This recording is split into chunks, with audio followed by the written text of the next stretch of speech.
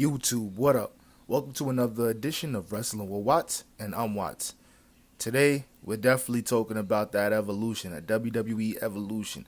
This was by far the best PLE in all of 2025. Not even gonna lie to you. If we want to be real and we want to tell the truth here, this was the best PLE since maybe SummerSlam of last year. I'm not even gonna hold you because SummerSlam of last year was calm. Wasn't great, but it was calm. But it was this PLE right here, WWE Evolution 2.0. It makes me feel like they should do this every year. I know what they initially were trying to do by having these PLEs and Saturday Night's main event. They was trying to go after AEW, trying to low key prove a point that no matter how good of a match card y'all put together, people are gonna tune in more here. But I'm not gonna lie, it was definitely a great weekend for wrestling. A great weekend for wrestling, and I totally enjoyed it. I enjoyed All In. I enjoyed I did not enjoy Saturday Night's main event, but the match with Solo Sikoa versus Jimmy Uso was really good, so I enjoyed that. And then we saw Goldberg have his last match. Definitely a great decision. The right person won, but let's get into this evolution though. First, Stephanie McMahon comes out.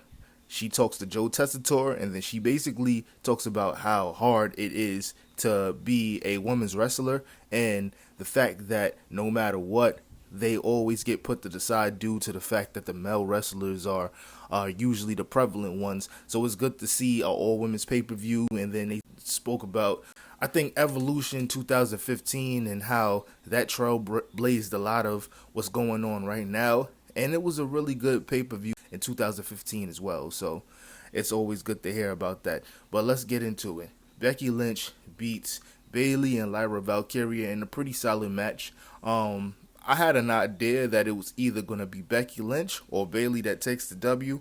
So this match was really good. Definitely enjoyed this match. A lot of good back and forth.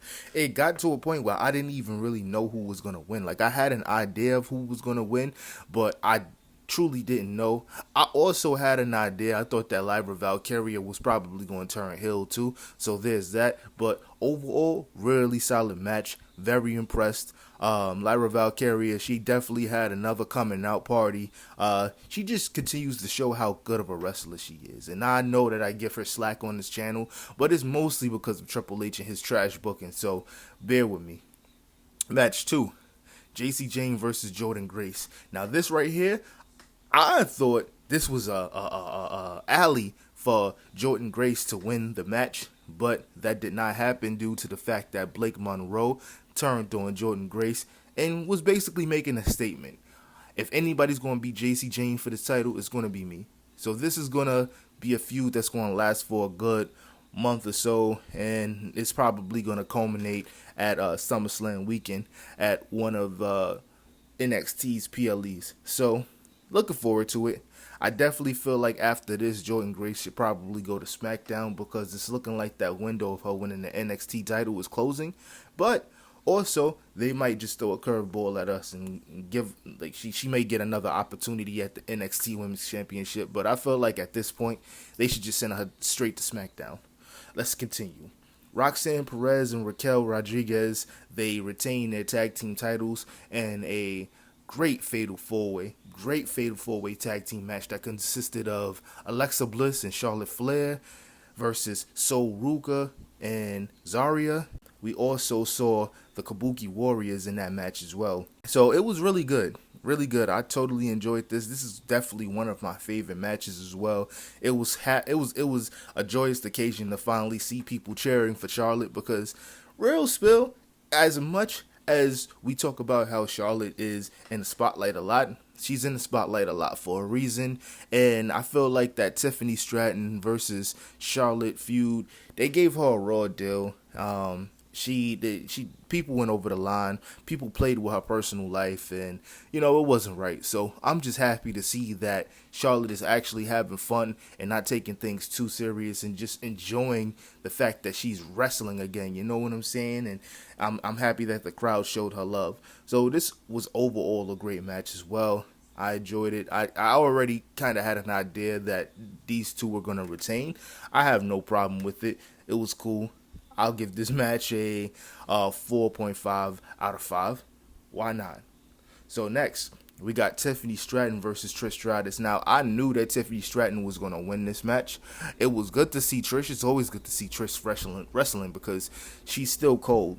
She's still one of the coldest, man. There's no debate, no argument right there. The fact that she's pulling out moves that she wasn't even pulling out when she was in her prime is still impressive. Like she did a stratosphere off of the apron, a Frankenstein off of the apron.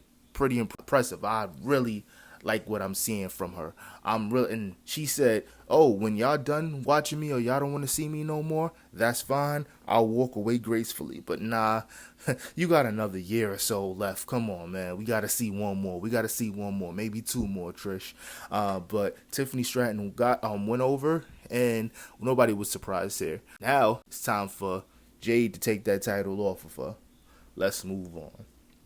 Then we get Jade Cargill versus Naomi. Jade Cargill versus Naomi. It was a pretty solid match. You could kind of see where Naomi had to kind of carry a little bit and be the veteran for a Jade Cargill who was still trying to figure it out. I appreciate the fact that Triple H is allowing Jade to figure it out, and come into herself. What I think is going to happen is Jade is going to beat Tiffany Stratton at SummerSlam, and I feel like it's going to be like some sort of a turn. I feel like Jade Cargill is going to slowly but surely turn heel, and then she's going to end up facing Bianca Belair, but it's going to end up being her versus Bianca Belair at WrestleMania 42. That's what I think is going to happen. I think that's the direction that they're going in, because Bianca, she was proud of Jade, but also she was side-eyeing her. They was both side-eyeing each other. So you already know that the next big feud is going to end up being both of them. And then we might end up seeing like a rendition of Jade's faction from AEW as well. So that's going to be cool as well. Looking forward to that. And then we get the women's battle royal that Stephanie Vaquer won. She won by eliminating Lash Legend. Lash Legend, she showed out. Lash Legend was one of the stars of this thing. She looked really good. Kaylani Jordan looked really good. It was a great way to showcase a lot of the NXT girlies that don't really get a lot of attention. I'm hoping that we get a Lash Legend NXT Women's Championship reign, or we just send her straight to the main roster to go after the Women's US title, or possibly the Women's Intercontinental title or something like that. Or, hey, maybe even be Naomi's muscle. Who knows? But I definitely want to see a lot more of development, and I want to see more growth on Lash Legend, because she has the potential to be a real star, and I want to see it. I want to see it. So Stephanie Vaquer, she ends up winning the match, which I had no doubt about. I'm happy that she won. This is going to lead up to Stephanie Vaquer versus Naomi or whoever is holding the world title at the time that they go to Perth, Australia. It was a really, really solid match. A lot of people got to make some noise. A lot of people got big crowd pops and stuff. Still waiting on B-Fab to come out and go out on her own. That's going to be cool too. Or maybe even her and Michin, they win the tag team titles, because Michin haven't won a thing yet neither.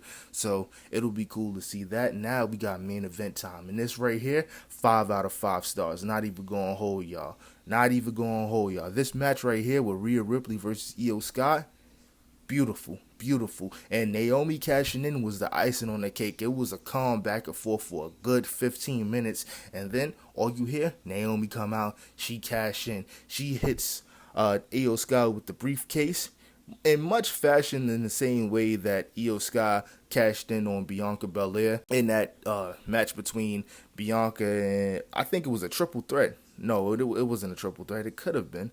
But it was definitely Bianca and Charlotte in the match, and then Io Sky cashed in. So it was really good. It was a great rendition of that. And now we're going to see what Naomi does on Monday Night Raw. That's going to go crazy. I've been waiting for this. Very much from left field, because everybody thought that Jade was going to win and then Naomi was going to cash in. So overall, solid performance. I'll give this PLE, I'll give this a 5 out of 5, because it was beautiful, man. It was beautiful. This PLE was a 5 out of 5. Not even gonna lie to you. 5 out of 5, 5 out of 5. You couldn't have gone wrong.